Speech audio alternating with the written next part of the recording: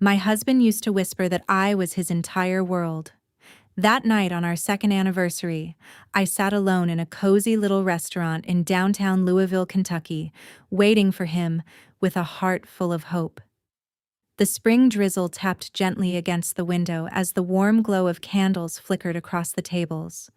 Then he walked in. He didn't look for me. Instead, he walked straight to a corner table and pulled another woman into his arms, holding her the way he used to hold me, as if I had never existed. My breath caught. My legs moved before my mind could stop them.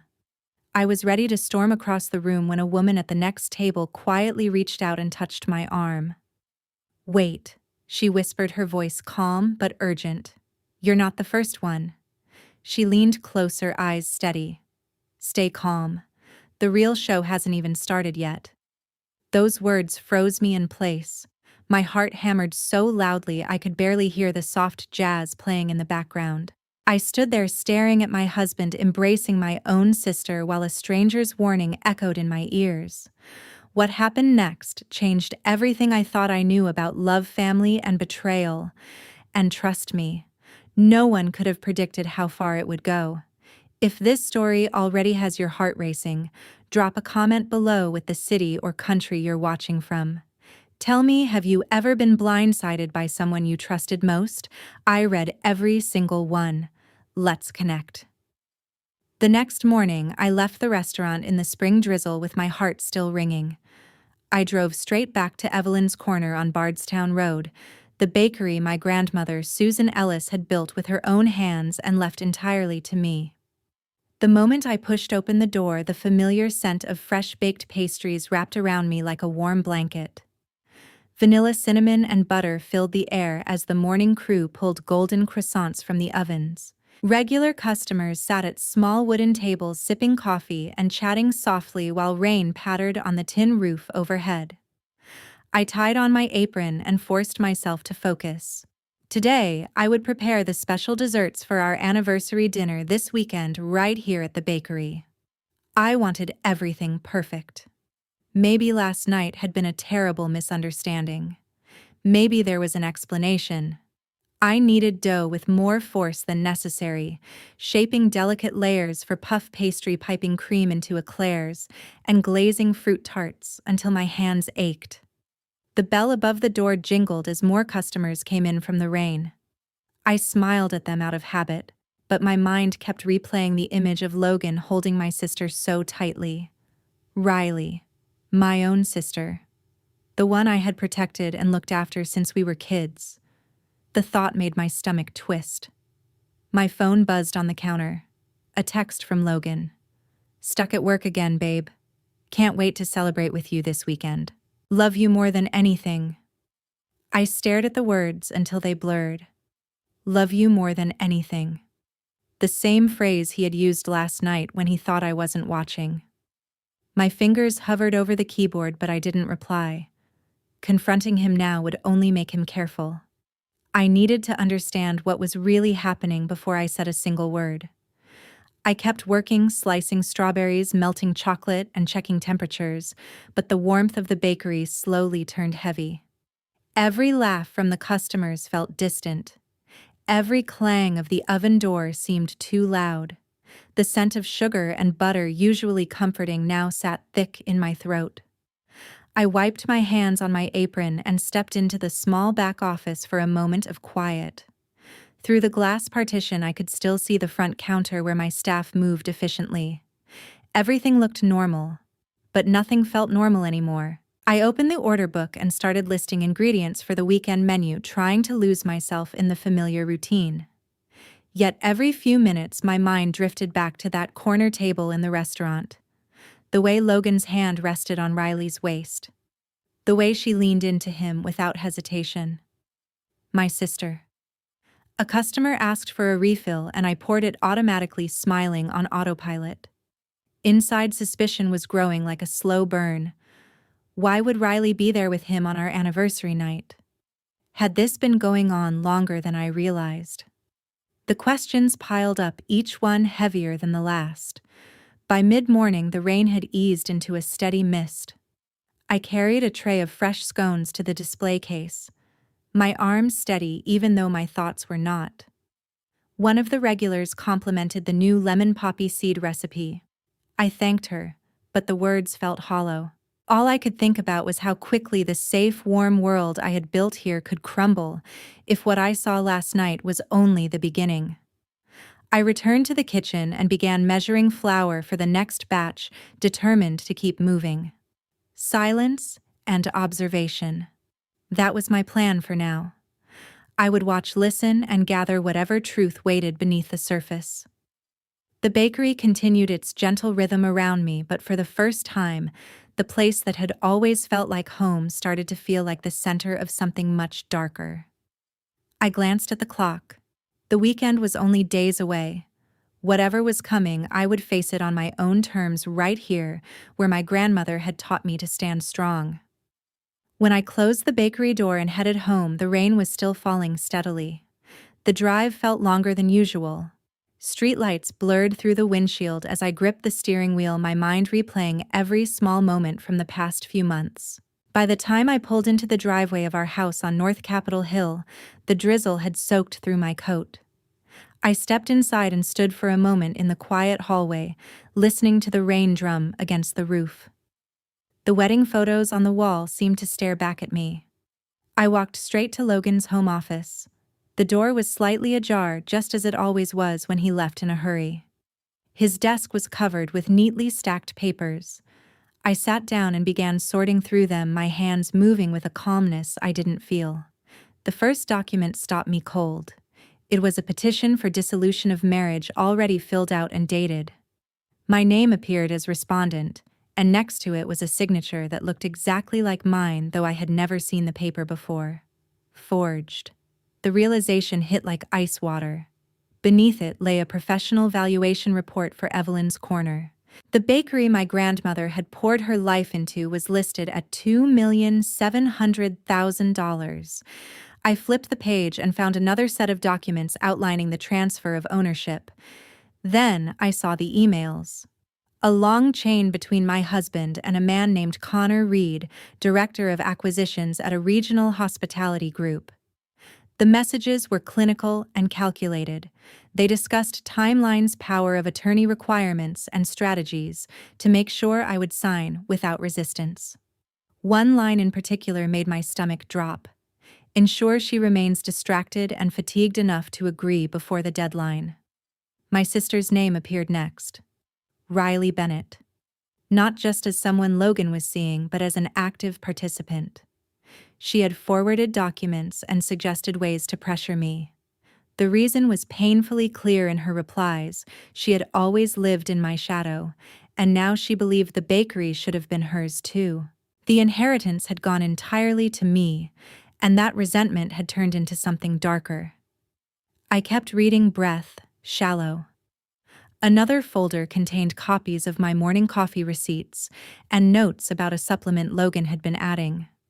The substance was described as a mild sedative that caused persistent fatigue and difficulty concentrating, nothing that would show up as obvious poisoning on standard tests, but enough to slowly erode my ability to run the bakery effectively. He had been doing it for months. Every single morning while smiling and kissing my forehead, he had been weakening me on purpose. The pain that surged through me was sharp and physical. My own sister helping him steal the only thing my grandmother had left me. The place where I had learned to bake, to stand on my own feet, to turn grief into something beautiful. Riley had watched me struggle after our parents passed, and now she wanted to take what remained. I sat back in the chair, the rain still tapping against the window. Anger replaced the initial shock, cold and focused. Confronting them tonight would only give them time to cover their tracks. I needed proof that would hold up something undeniable. I pulled out my phone and began photographing every document, every email, every note. I saved copies to a private cloud account Logan didn't know existed. Then I carefully returned the papers to their original positions, making sure nothing looked disturbed. When I finally stood up, the house felt different, colder. I walked to the kitchen and stared at the coffee maker on the counter. Tomorrow morning I would watch him prepare my cup. I would document everything. No more blind trust. This was no longer about saving a marriage. It was about protecting the legacy my grandmother had trusted me with, and I would do whatever it took to keep it safe. Those days that followed, I stopped waiting and started acting. I ordered 2 small hidden cameras online and had them delivered to a neighbor's address so the packages wouldn't raise questions. One went inside the house, tucked discreetly behind a framed photo on the bookshelf in Logan's office. The other was placed high in the corner of the bakery's back storage room, angled to capture the main kitchen area. Both fed live footage to a private cloud account only I could access. Late one evening, after Logan had gone to bed, I sat in the darkened living room with earbuds in and watched the recordings. The screen showed him pacing in his office phone pressed to his ear. His voice came through clearly. "Connor, the gas line at the bakery is old. A small leak would be enough. Nothing dramatic, just enough for the inspectors to shut the place down temporarily.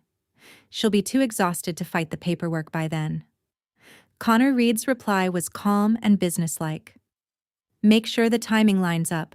Once the health department tags it, she'll have no choice but to sign. We close the deal, wire the funds, and everyone walks away clean." My stomach tightened. They weren't planning anything explosive. They were planning something quiet and legal on the surface, a staged minor gas leak that would force the bakery to close for inspections, leaving me overwhelmed and desperate to sell. I kept listening. Logan's tone shifted when he spoke about Riley. "She thinks we're going to open Riley's corner together once this is done. Told her we'd build a real family away from all this. She's been useful, but she doesn't need to know the full picture yet." The manipulation was cold and calculated. He had promised my sister a future, a business with her name on it, and the family life she had always wanted, all to keep her helping him undermine me. Riley, who had grown up feeling second best, now believed she was finally winning. I was still watching when the front door creaked. Logan had woken up and was walking down the hallway toward the office. I barely had time to close the laptop and slip it under the couch cushion before he appeared in the doorway. "Everything okay?" he asked, rubbing his eyes. I thought I heard something. My heart hammered against my ribs. The camera was still recording from its hiding spot, but if he stepped any closer, he might notice the slight angle change on the shelf. I forced a tired smile. Just couldn't sleep, thinking about the anniversary dinner this weekend. He studied me for a moment, then nodded and turned back toward the bedroom. I waited until his footsteps faded before I let out the breath I had been holding. That had been too close. The next morning, I left the house early under the pretense of inventory at the bakery. Instead, I met a retired gas technician recommended by a trusted friend. We drove to Evelyn's corner after closing hours. In the narrow utility space behind the ovens, he showed me how to install a discreet remote shutoff valve on the main gas line. With one tap on my phone, I could cut the gas flow instantly. The work took less than 2 hours and cost cash from my personal savings. No paper trail. When the technician left, I stood alone in the quiet kitchen and tested the app. The valve clicked shut, then opened again on command. Control. For the first time since that night in the restaurant, I felt a small measure of power returning. The warm, comforting feeling the bakery once gave me had been replaced by something heavier, a constant pressing tension that settled in my chest. Yet beneath that weight grew a quiet, burning determination. I would not let them take what my grandmother had built. Not through lies, not through exhaustion, and not through their carefully planned accident. I locked the back door and walked out into the misty evening, the remote app secure on my phone. The game had changed. They thought they were closing in, but I was already one step ahead. I couldn't face all of this alone anymore. I slipped the small glass jar containing the morning coffee sample into my purse and drove across town to Providence Medical Lab on the east side of Louisville. The waiting room smelled of antiseptic and fresh coffee, a cruel reminder of what waited for me at home each day. When my name was called, I followed a technician into a private room and explained I needed a full toxicology screen on a beverage. The technician didn't ask questions, only nodded and took the jar. Results would take a few days, but they promised the report would be detailed and court admissible if needed. From the lab, I drove straight to the law office of Paige Lawson in downtown Louisville. The building was an old brick structure with high ceilings and the quiet dignity of places that had handled family secrets for generations. Paige met me in a sunlit conference room, her dark hair pulled back neatly, her expression professional, yet warm. I handed her the folder I had prepared with copies of the forged divorce papers and valuation report.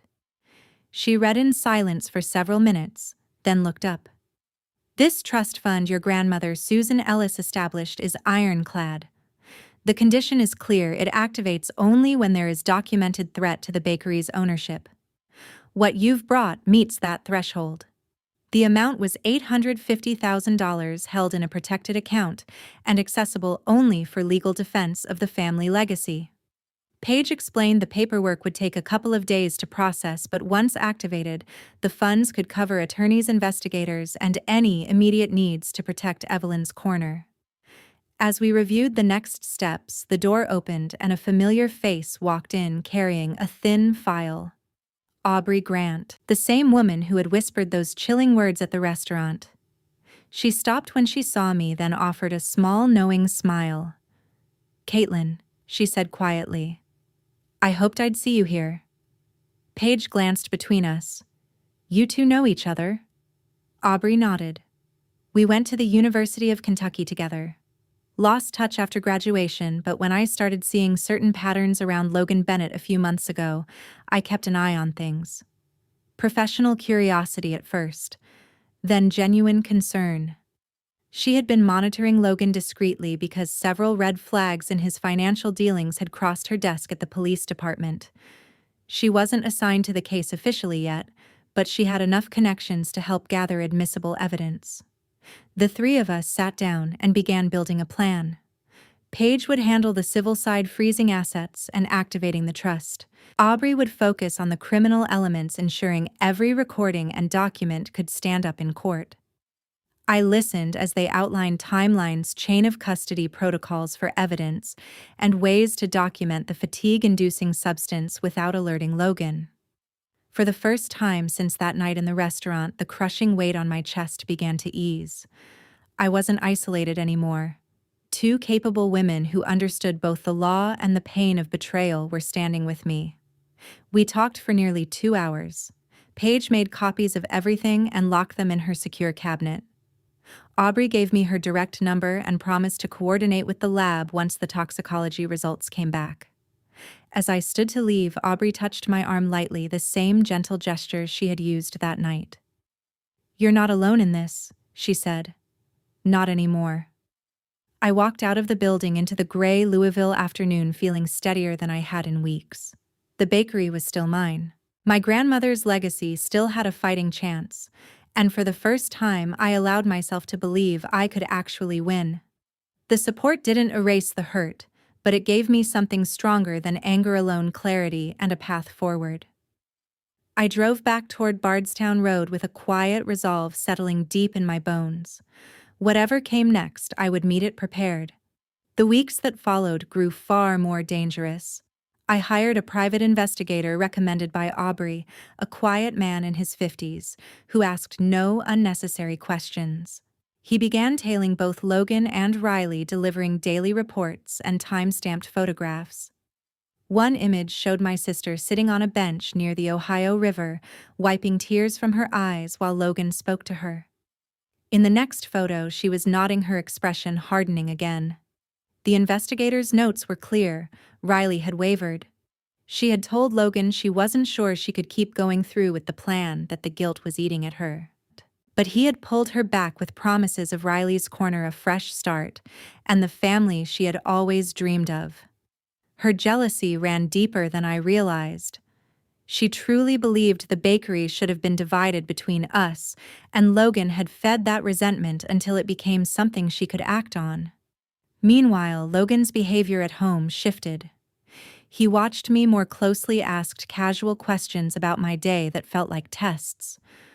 One evening, I was reviewing footage from the hidden camera when I heard his footsteps on the stairs earlier than expected.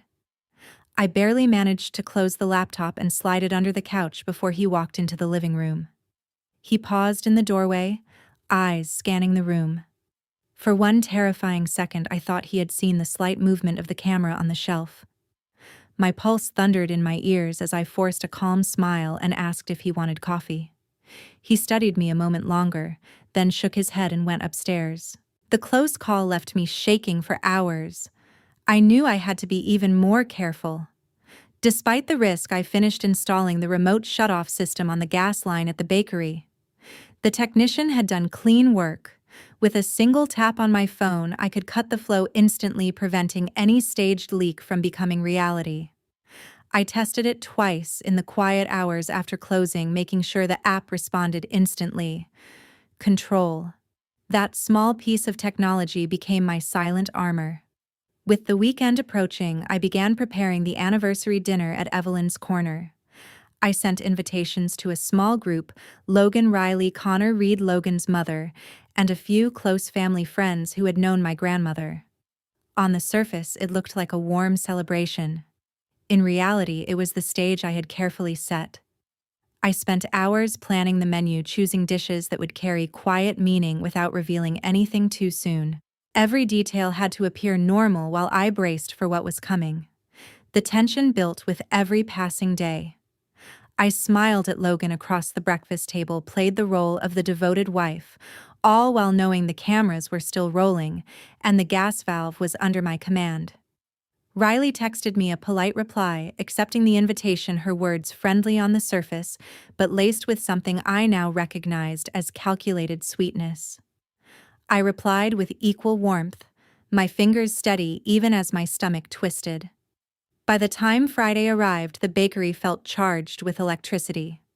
I moved through my routines with practiced calm, but inside, every nerve was alert.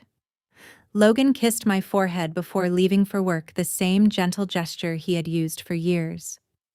I watched him drive away and allowed myself one deep breath.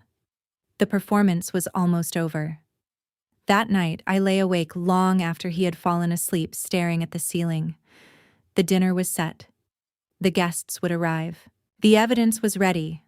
Everything I had endured, the lies, the manipulation, the slow erosion of my strength, had led to this single evening. I no longer felt only fear or anger. A cold, clear resolve had taken their place. Whatever happened at that table, I would no longer be the one left in the dark. That evening, the bakery glowed brightly against the cold spring drizzle in Louisville. I had set the long table with white linens and soft lighting, but the atmosphere felt anything but celebratory. Tension hung in the air like static before a storm. Guests arrived one by one. Logan walked in first, smiling as if nothing had changed. Riley followed shortly after, her eyes avoiding mine.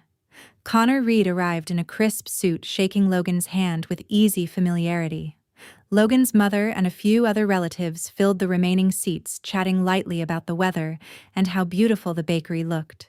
I moved between the kitchen and the dining area, serving each course with steady hands. The first plate carried a simple coffee-infused dessert, paired with printed lab notes showing the substance that had been added to my morning cups for months. The second featured documents projected on the wall, the forged signature on the divorce petition, and the valuation report for $2,700,000. Conversation slowed as guests noticed the unusual presentation.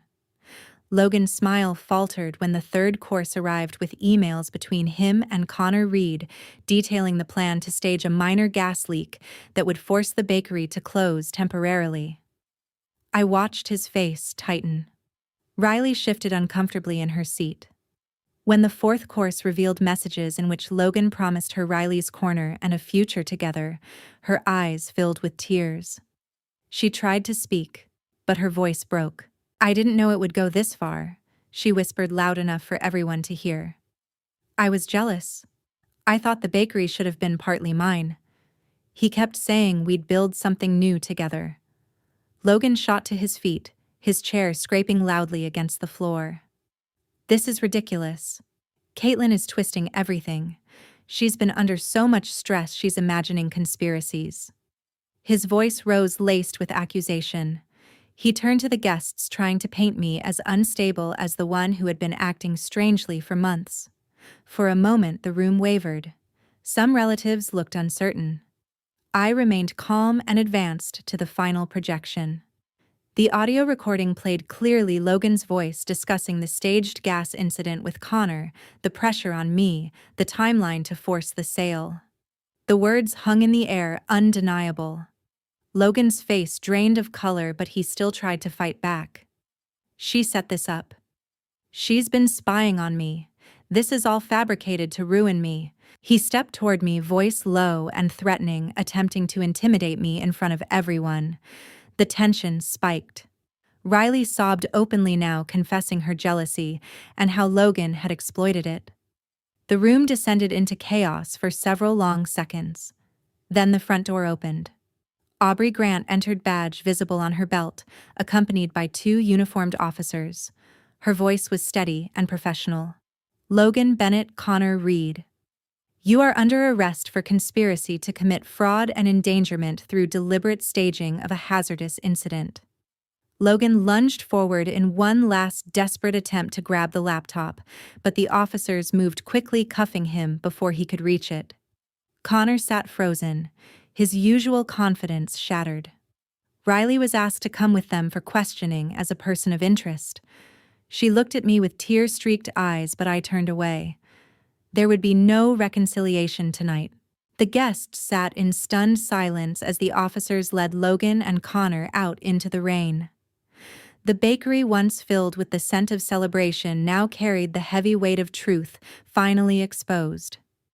I stood at the head of the table, heart pounding but back straight. The plan had not gone smoothly. There had been resistance, tears, and a final outburst that nearly derailed everything. Yet it was over. The evidence had spoken louder than any denial. After the sound of handcuffs clicked shut and the bakery door closed behind them, silence settled over the room like a heavy blanket. The trial in Louisville took several weeks. The evidence was overwhelming: forged documents, recorded conversations, the staged gas incident plan, and the systematic fatigue-inducing substance added to my coffee. Logan Bennett and Connor Reed were found guilty of conspiracy to commit fraud and endangerment. Logan received a lengthy prison sentence and lost all claims to any marital assets, including any interest in the bakery. Connor faced similar consequences, his career in hospitality permanently damaged. Riley Bennett pleaded to a lesser charge. The court sentenced her to probation, mandatory community service, and a strict no-contact order with me. She would have to rebuild her life under supervision, carrying the weight of her choices. I sat in the courtroom and watched it all without expression. When the gavel fell, I felt no triumph, only a quiet finality. There would be no apologies accepted, no reconciliation sought. The ties to my husband and my sister were severed completely. In the months that followed, I used the trust fund my grandmother, Susan Ellis, had left, $850,000 protected for the defense of the family legacy, to pay off every debt and begin rebuilding. The bakery underwent a careful renovation. Fresh paint brightened the walls, new lighting created a warmer yet stronger atmosphere, and the menu evolved with new recipes that honored the past while looking forward. Evelyn's Corner felt reborn, no longer shadowed by betrayal. I also established a small foundation with part of the remaining funds. It provided legal guidance and financial support to women facing financial control or family betrayal, helping them protect their own businesses and futures. The first recipients were 2 single mothers who had lost control of family enterprises. Watching them regain their footing brought a deep sense of purpose. One quiet morning, long after the trial, I stood alone in the bakery kitchen before opening. The rain had stopped, and soft sunlight filtered through the windows. I measured flour, sugar, and butter with steady hands and began mixing a new batch of pastries. The dough came together smoothly under my palms, each fold a small act of creation. When the trays went into the oven, the familiar scent filled the space, but this time it carried new meaning. It was not just bread or cake, it was renewal. I had learned that when family turns against you, evidence and the law become your strongest shields. Pain does not have to define the end of the story. It can be transformed into strength that protects not only yourself but others who walk the same difficult path. The bakery continued its quiet work of feeding the community, while the foundation extended that care beyond its walls. Some wounds never fully heal, and some relationships are meant to end. But from their closing, something honest and resilient can rise. I shaped the last piece of dough, placed it on the tray, and slid it into the oven. The future, like this new recipe, was entirely mine to create.